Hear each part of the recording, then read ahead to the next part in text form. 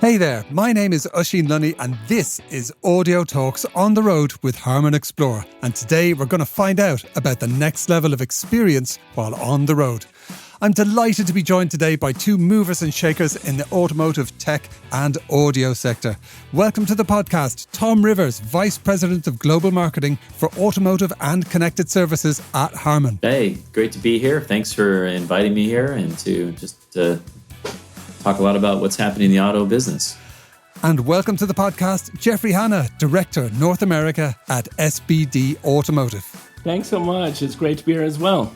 Now, there's a lot of exciting news at HARMAN ExPLORE on the automotive side, which appropriately enough, we're going to explore in this special episode of the Audio Talks podcast. But first, let's get a quick recap on your backgrounds and what you do today. Starting with your good self, Tom. Oh, sure. Yeah. I've been in the auto business my whole career. Started with an OEM for about 19 years. And after that experience, I really am a strategic thinker and like to build things. And I went to a global research company. Most people know them. But I led the automotive practice, working with OEMs and trying to understand consumers' feedback, and not just in advertising, but in additional insights, et cetera. And I really learned a lot of behind the scenes, again, digging deep into what consumers' point of views were and are.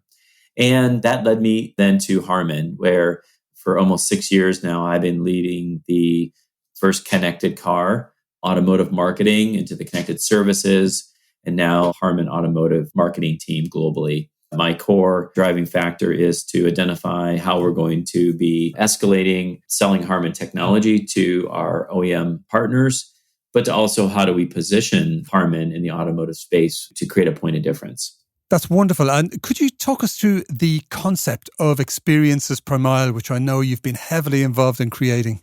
So as we began to see the broad mobility space change in the lens of consumers, not just being connected in your vehicle simply as your mobile device and plugging it in and having like a Apple CarPlay or Android Auto, consumers are expecting a lot more of experiences out of their vehicle, especially as it relates to sort of the notion of an experience economy that consumers, broadly speaking, are wanting.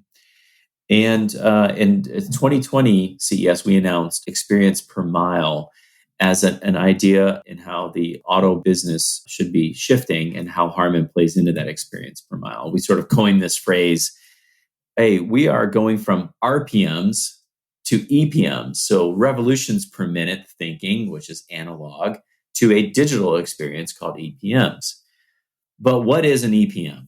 And simply put, EPM is the opportunity for consumers to experience mobility through the lens of connectivity in the digital world. And the key thing is what consumers think are the opportunities. And they're far greater than just connecting your mobile device.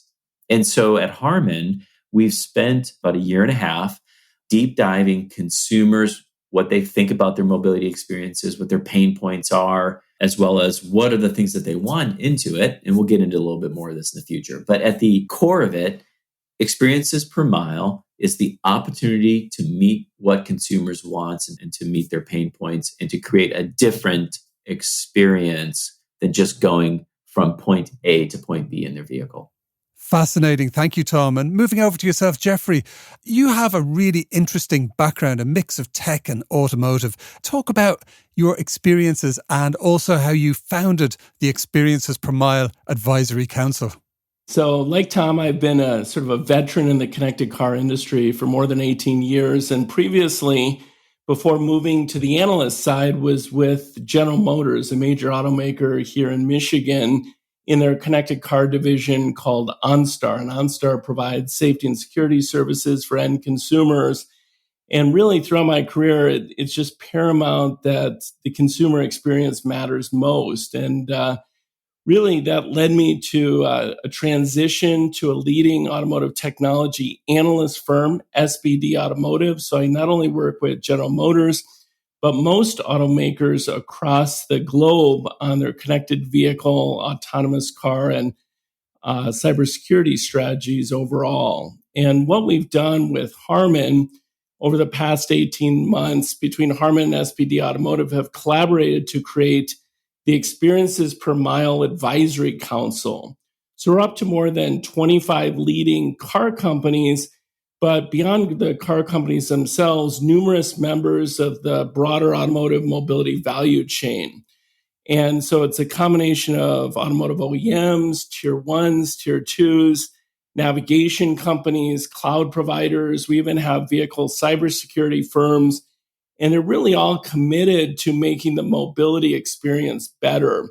We know that as an advisory council, that if really the experience falls on the ground and we're not working together to deliver a winning experience, we're just going to lose this opportunity. So really the charge of the advisory council is to encourage collaboration. All the members have great technologies to bring, insights to bring to bear, and really uncovering those best practices, fostering cross-industry collaboration to increase innovation overall. And what we've done as a council is really published a number of research reports, advised HARMAN on their journey. And over the past 6 months, we've even taken on a new initiative to measure experiences per mile. So obviously, it's great to talk about EPMs, but if you can't measure something, you can't improve it. So we're hard at work as advisory council coming up with an industry metric. And ideally, what we want to have at the end of the day is the ability for consumers, when they're shopping for a new car, new mobility experiences, to be able to compare choice A, B, and C on their EPM score. And that's really will be difficult to bring, but absolutely important to bring as well. That's really interesting. So coming over to yourself, Tom, you mentioned that last year around the time of CES, HARMAN introduced this concept of experiences per mile, and your focus was very much on connecting cars. But what's the HARMAN team been up to since this time last year? Sure. Last year when we announced experience per mile for an industry and our first set of EXP solutions, so that's HARMAN's response is our HARMAN EXPs or experiences. Last year, we founded those experiences based on outside sort of secondary research. And what we found what consumers wanted were things like productivity or notion to feel like you're accomplishing something. They were still in the experience per mile world. So as an example, productivity, we partnered with Salesforce and we created something called Workforce on Wheels. So very pointed application around improving the experience for a salesperson, let's say. So we worked with Salesforce, we embedded, if you're a salesperson, you're sort of hung to your Salesforce application. And we were able to show how, as a salesperson, you could go through your day reliant upon Salesforce, but it's embedded in your vehicle over all experiences. Or accomplishment was another one. And then we did one called Eyes and Ears, where we used safety features to improve the overall experience. So that being said, throughout 2020, we took a deep dive into primary research from HARMAN. And we pulled apart really 3 buckets. The first one was understanding who these consumers were in 3 big regions: China, North America, and Germany. So personas became super important. So differences between what millennials think all the way up to boomers think. So we have that data. So we did not just focus groups to do the qualitative, but we did the quantitative as well. Second thing is we really dug deep into what they care about. So comparing kind of what their experience is by these cohorts, what they care about today going from point A to point B, but also what are the driving sort of pain points that they experience. So as an example, what I mean by that is what the biggest disconnect that we see is going from your home or office to your car. And your car is really disconnected from the rest of those connected world. So we really understood that. But when we did the deep dive, really understanding the consumer insights, it led us to 7 different EPM opportunity spaces. Let's call it that. One of those spaces we focused on this year, and we saw in the presentation, was the third living space. They kept on talking about the car as such an amazing opportunity to go do stuff in, but it just sits there besides going from point A to point B. And yes, is it comfortable? Yes. Is it safe? Yes. Those are all table stakes. So this third living space 1 is your home, living space 2 is your outdoor sitting area, and this asset or this thing you have called a mobility, whether you're going to, do ride hailing or you own it, is another space. That's where we came up with these 3 different ideas called Gaming Intense Max, Creator Studio, and Drive Live Concert. So the key thing about this is Harman did a deep dive into consumers. We overlay cultural differences by these regions, and we apply, as Jeff is one of our key partners, is industry trends. And these 3 ideas, and we have many more, we only showed 3. And the key thing is it helps our OEM partners and or others who want to jump into the space for us to really articulate at a ground up what consumers really are wanting. It's not just a fabrication of ideas. It's truly grounded in research. The last part I'll mention about these ideas is then we see whether or not they have market receptivity in terms of what's the market size potential, what price points would people pay for, etc. And now we've done that research as well. Super, super interesting. Thank you, Tom. And Jeffrey, Tom just mentioned there that Harman was working with yourselves on this research and identifying these mega trends that make all of this work and this technology very relevant and very important to consumers. Talk to us a bit about this growth of the experience economy, and if you can kind of mention maybe some of the takeaways from that amazing piece of research you did at the Experiences Per Mile Advisory Council.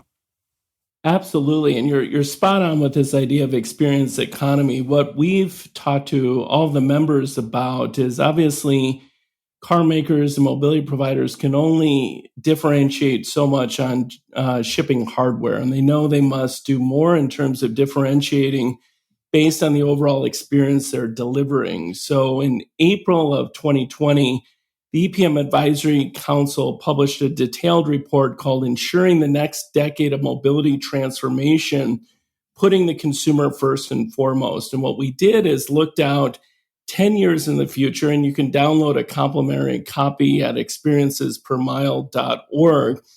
And really what we looked at is how do you take an experience economy against what are the key initiatives most automakers and mobility providers are doing. And really, that can be summed up in 4 pillars. And really, most automakers are moving toward sort of these case technologies, which is connected, autonomous, shared mobility, and electrification.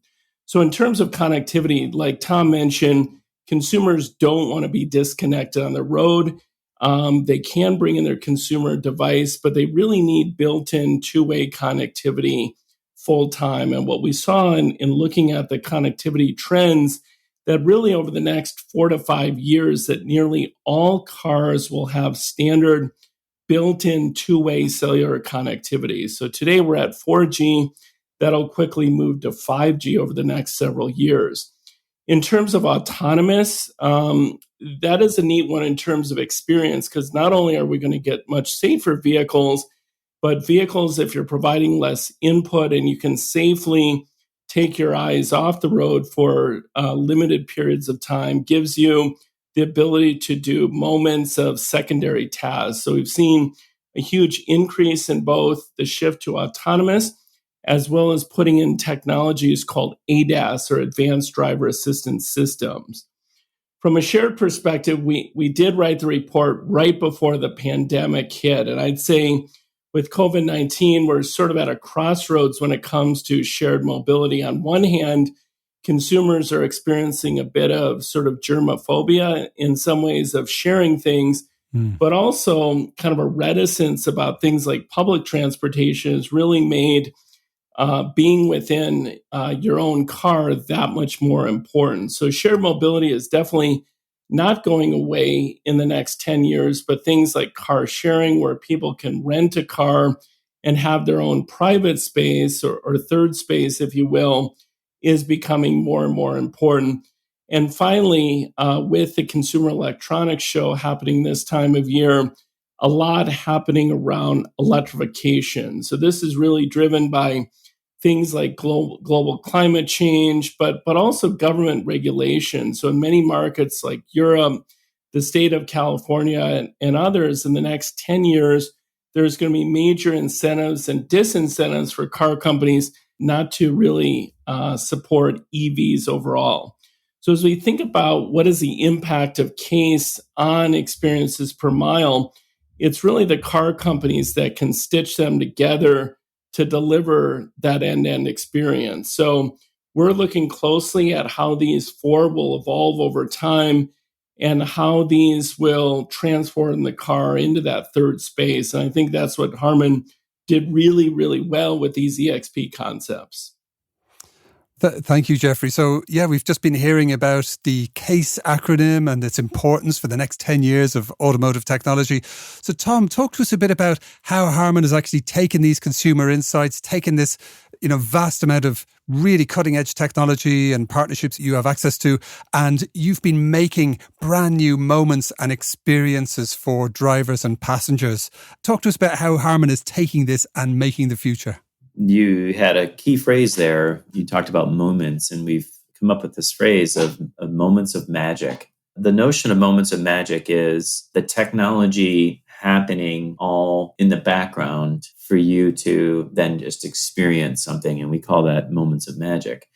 But when you peel away that onion and you like, well, what's driving that? A, there's a lot of technology. But B, our ability as a company to create that moment of magic so you don't have to think about it.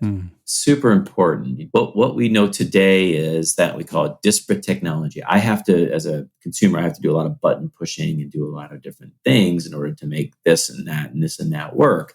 But we think that actually can be smoothed out. That being said, we created 3 ideas that we showcased, and we've got plenty more that we'll show throughout the year.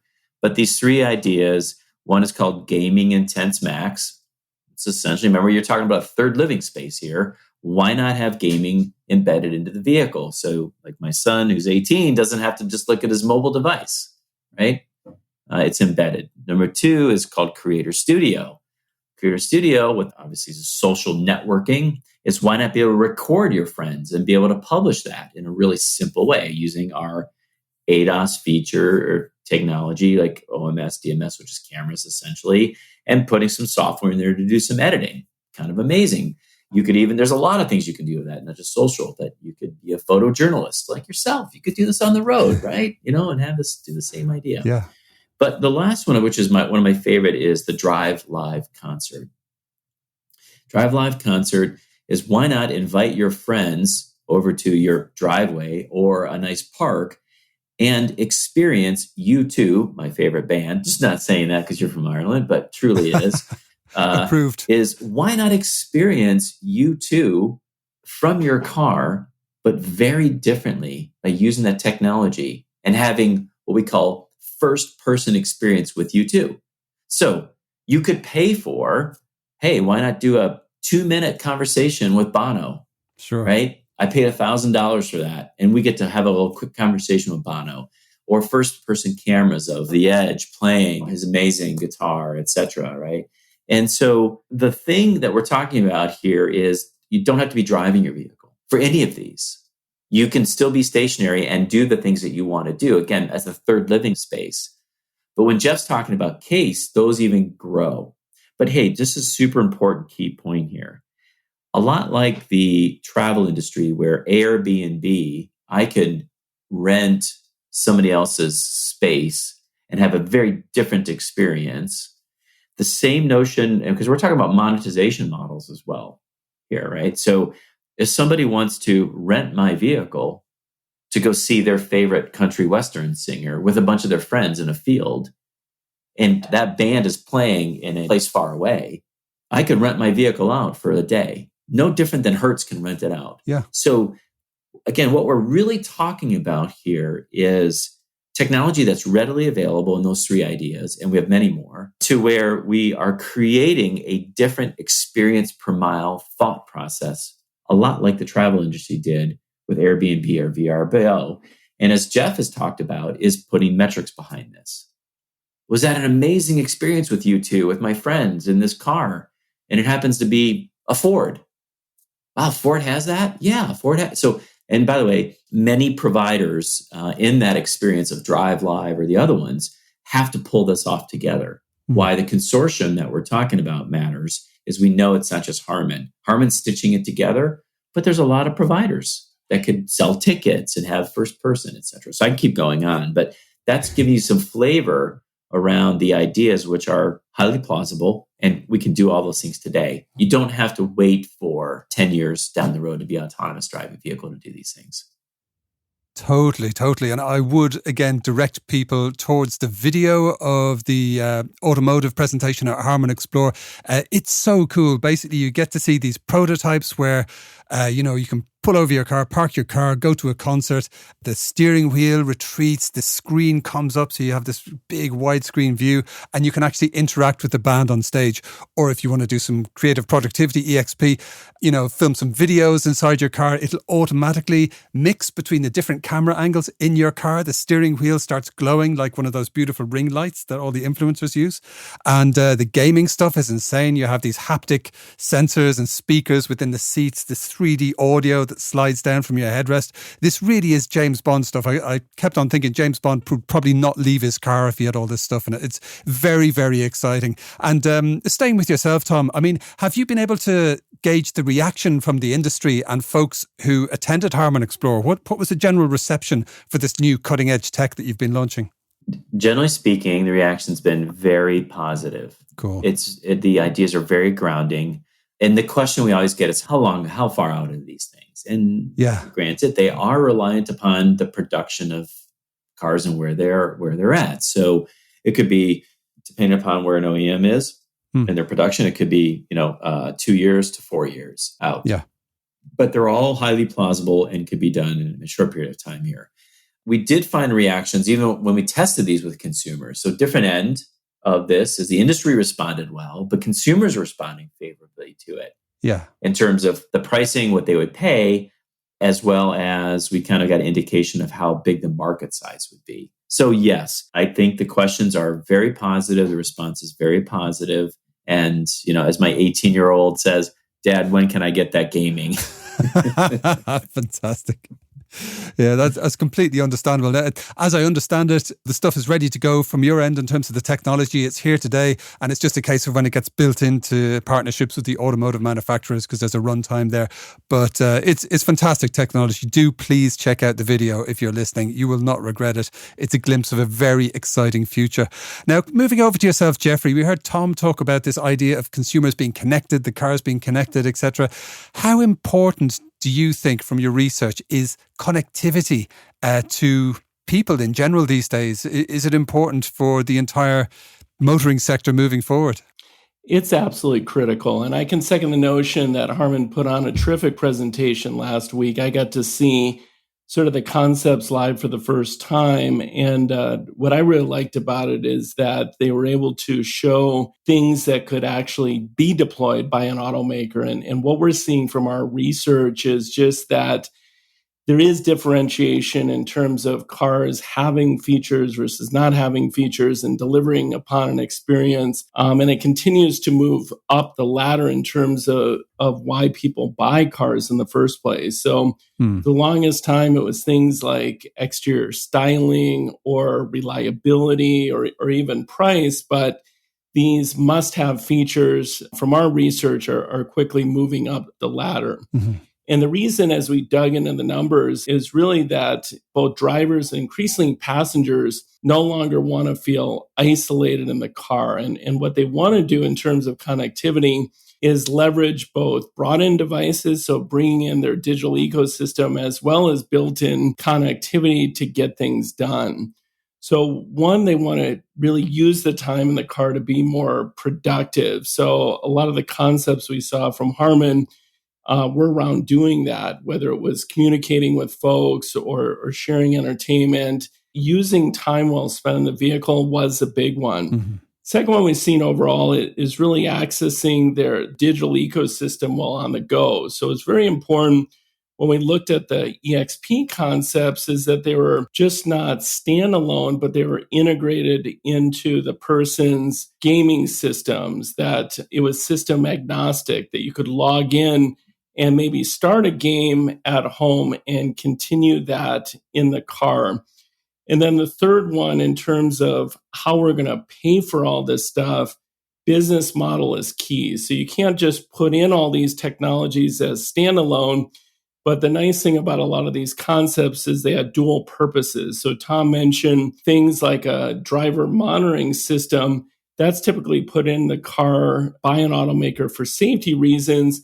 But now that can be repurposed to get video of the person having fun or sharing a social moment with their broader network.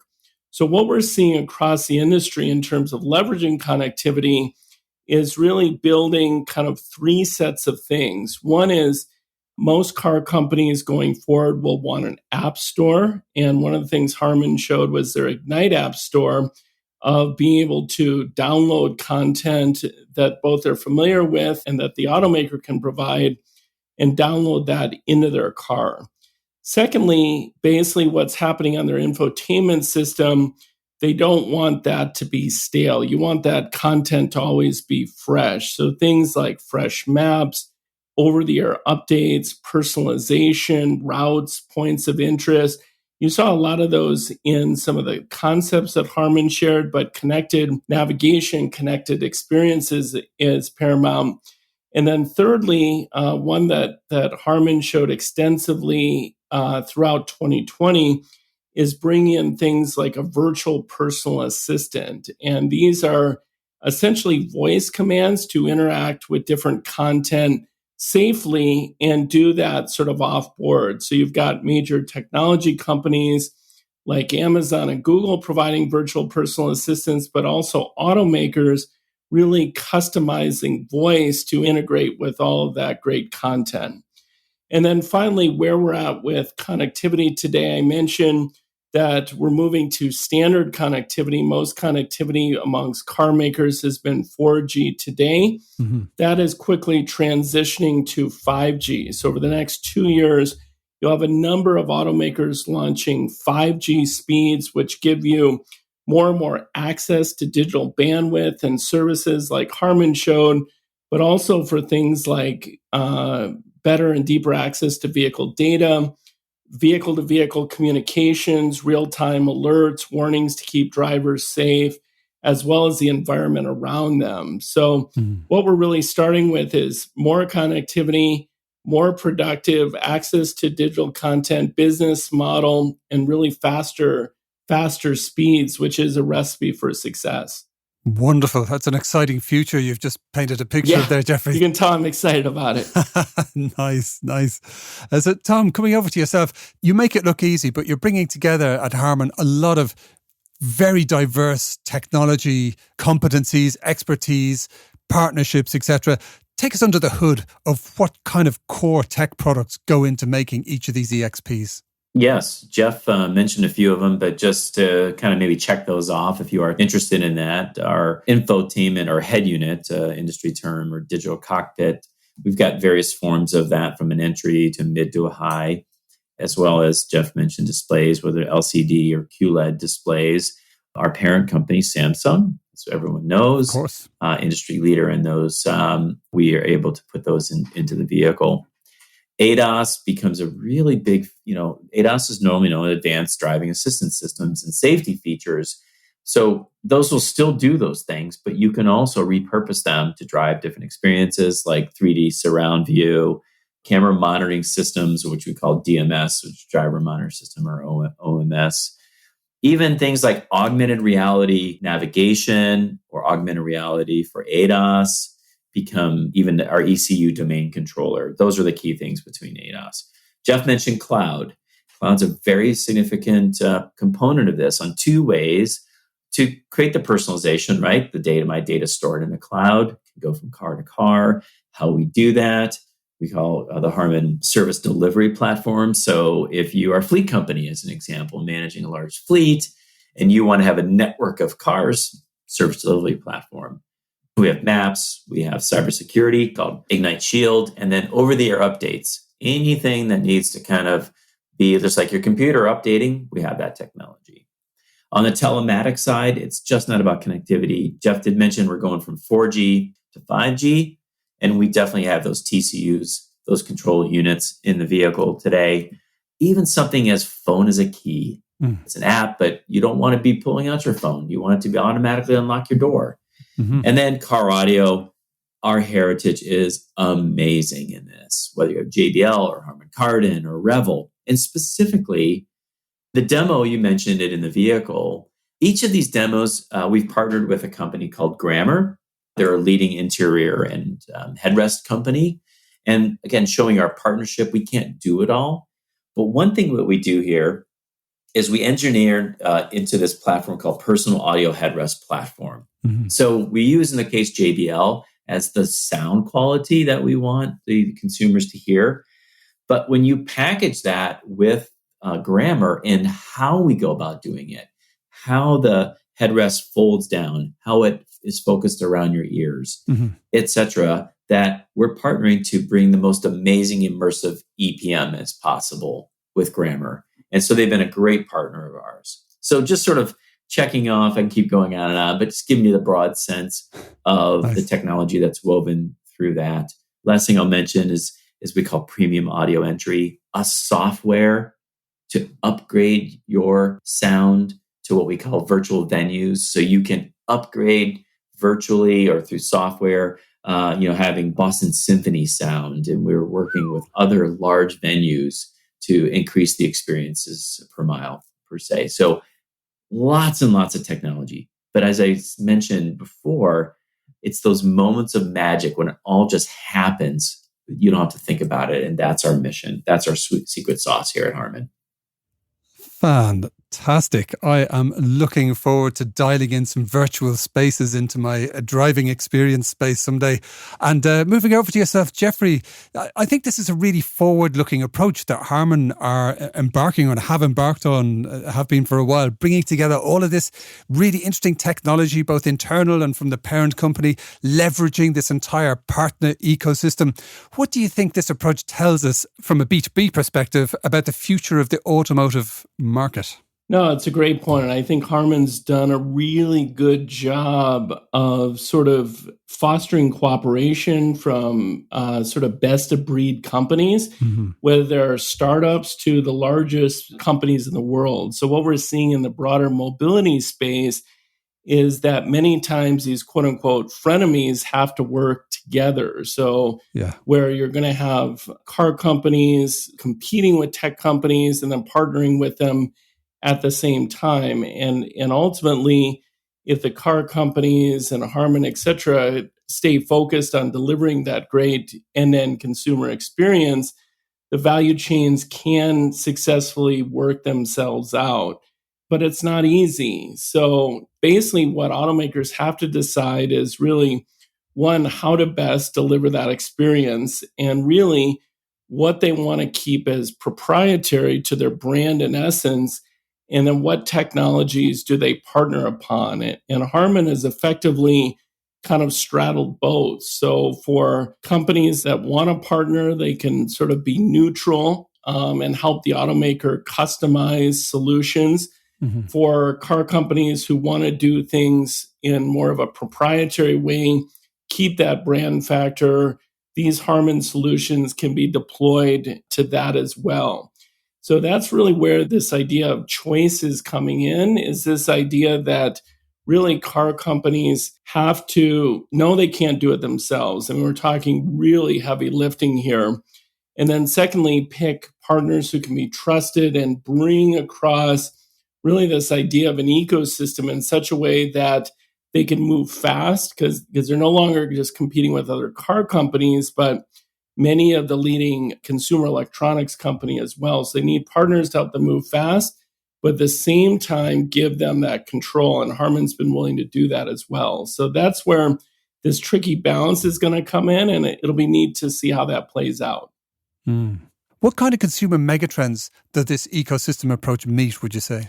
Yeah, I would say there are two trends that we're seeing overall. One around portability, Mm-hmm. and the second around personalization. So on the portability front, it's not hard to imagine, we see this in our own research, that consumers will want all of their content in the car that they're driving, and that car may not be one that they own. So as car sharing goes up, as mobility moves up, we need to find a way as an industry to help consumers bring their content and bring these leading solutions to them into whatever car they're driving, which means content needs to move into the cloud. We need to identify who people are so that, as Tom mentioned, as someone gets out their phone, can start their car, that content just moves with them in the vehicle or mobility service they're driving. So imagine a world where you can get in a Lyft or an Uber and kind of a ride hailing, listen to that same podcast you're listening to at home, and then get into your own car and have that just stay with you. Yeah. The second trend I mentioned was personalization. So we've had a lot of goes at personalization.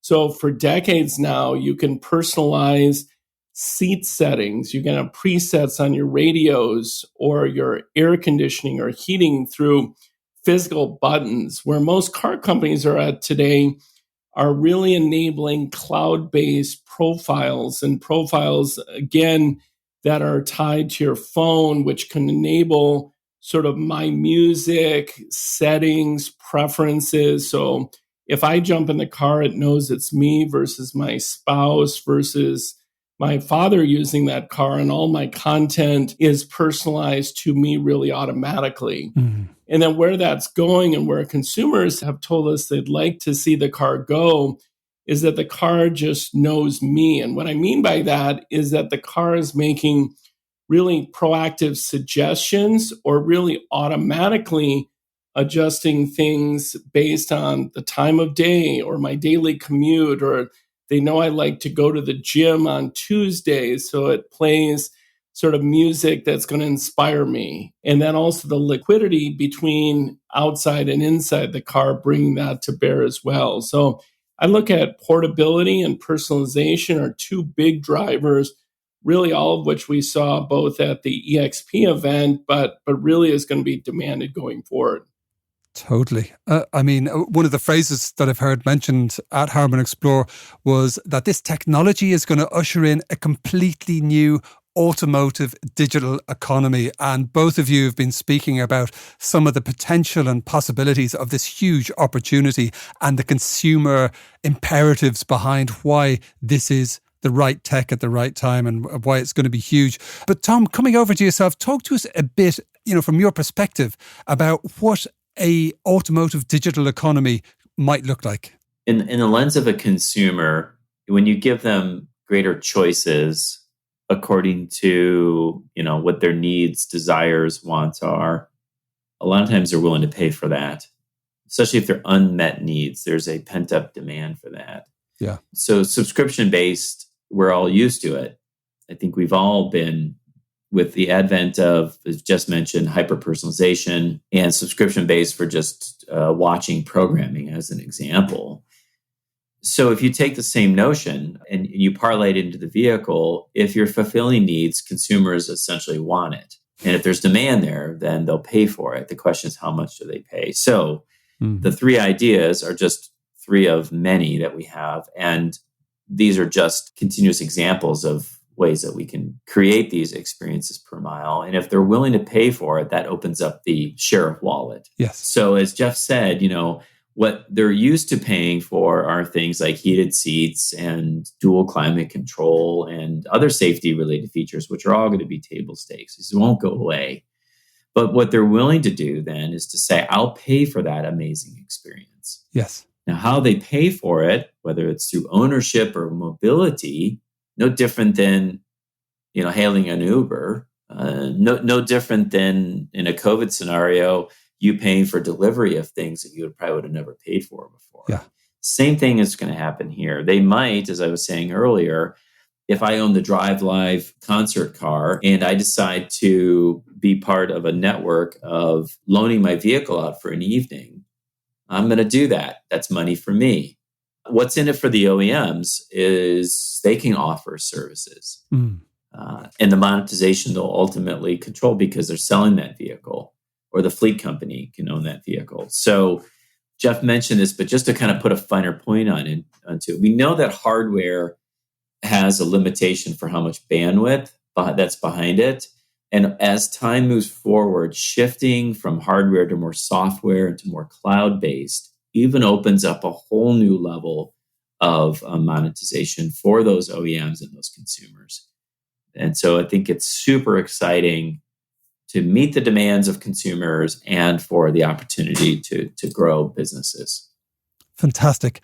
And what do you think consumers can look forward to from this ecosystem approach, from the great audio, from the EXPs? What can consumers look forward to in 2021 and beyond?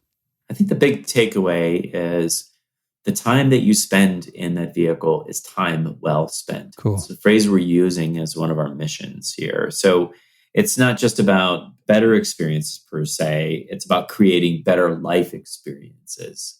Yeah. And, it's a little bit of like superfood thinking, you can have this or you can have that. It's not just this, it's that if you want to move to that. So that's the better now. And it's creating those immersive experiences so they just don't even know, as I was mentioning, they just don't know it's there. Yes. And there's a lot of amazing, lack of better words, happiness and joy that comes out of just getting in your vehicle that I really want to be able to utilize it for something different. It's an expensive piece of property, right? Yeah. So why not get the best out of it? And I think that's our mission. Wonderful. Okay, I'm looking forward to seeing all of that unfold in the near future. And moving over to yourself, Jeffrey, from an independent viewpoint, you've had a chance to watch all of the HARMAN ExPLORE announcements in automotive. What do you think these announcements tell us about the future of the sector? That's a great question. So one, a lot of these demonstrated what I'll call an immersive experience. So it wasn't just connectivity, it wasn't just new content, but really the ability to bring together connectivity, sound, lighting, software, apps, all together, working together made a lot of sense there. And we're going to see more and more of that into the future. What Tom mentioned about software is important. And really from our research and where we think the industry is going, and where particularly OEMs like Tesla have done a great job, is just that the car gets better over time. So a lot of times when you buy a product, especially a hardware product, usually 1 year, 2 years, 3 years, it feels really out of date. And really where we're seeing the opportunity is the ability that the car and the consumer experience gets better. So we've talked about one, over-the-air updates. Second, really a software-defined car. And then thirdly, to the extent automakers and partners like HARMAN can deliver digital experiences on demand. So consumers may not want to pay for a subscription all at once, but they may want to kind of download something for the day or trial something, or HARMAN or a car company come up with a new EXP or new innovation. Can that be uploaded to the car and it just works? So I think that's where you're going to see a lot of these EXPs around things where we may not have even thought of them, but the car company has flexibility to enable the unknown, meaning instead of just hard coding the car for A, B, and C, this navigation system, this safety feature, offering maximum flexibility so that as consumer needs change or things want to be personalized, they can just download it and update it to the car, and that experience just gets better. So that's where I think you're going to watch over time. Amazing. A bit like the Apple App Store I remember when it was first launched, there was a bit of skepticism there, and people were like, well, what's going to happen here? But before you knew it, the ingenuity of all of the folks in the app development ecosystem resulted in an avalanche of amazing creativity and incredible solutions for consumers. So, I think anything's possible with the concept of EXPs and the rollout of this amazing new technology. And finally, I'd like to invite you both to offer your favorite song or favorite driving song or favorite karaoke song to the HARMAN ExPLORE On the Road title playlist, starting with your good self, Tom. Very good. Well, I gave the tip earlier. My favorite band is U2, and I would pick the song One. Oh, Excellent choice, Tom. A song from U2 will always get a thumbs up from me as an Irishman and for many other reasons. And moving over to yourself, Jeffrey, what would you like to add to our title playlist? Absolutely. And I'm sure it doesn't come through on the podcast, but I love karaoke. And one of the casualties of COVID-19, unfortunately, is we can't get together and have that karaoke experience. And in my wheelhouse, to get up on stage, it requires Sweet Caroline from Neil Diamond. So I'd like to leave that with the audience, doing karaoke with your friends and family from Tidal. That is wonderful. Sweet Caroline is one of the all-time karaoke classics. And I'm aware that we spoke in a previous episode about JBL party boxes that a lot of people are using for karaoke because it has those lights built in. You can really have a party there. So I do hope in the future we will all meet for karaoke. And Sweet Caroline is absolutely your song, Jeffrey. Thank you very much. And keeping with the theme of driving, I'm just going to add in Aretha Franklin, Freeway of Love, because it's a great song to drive to. And what a voice. So thank you so much for joining us for Audio Talks on the Road with HARMAN ExPLORE, Tom Rivers and Jeffrey Hannah. Listeners, please don't forget to subscribe, comment, share, and generally get involved. And do check out the HARMAN ExPLORE sessions, which will be linked in the show notes to get a glimpse of a very exciting automotive audio future. See you next time.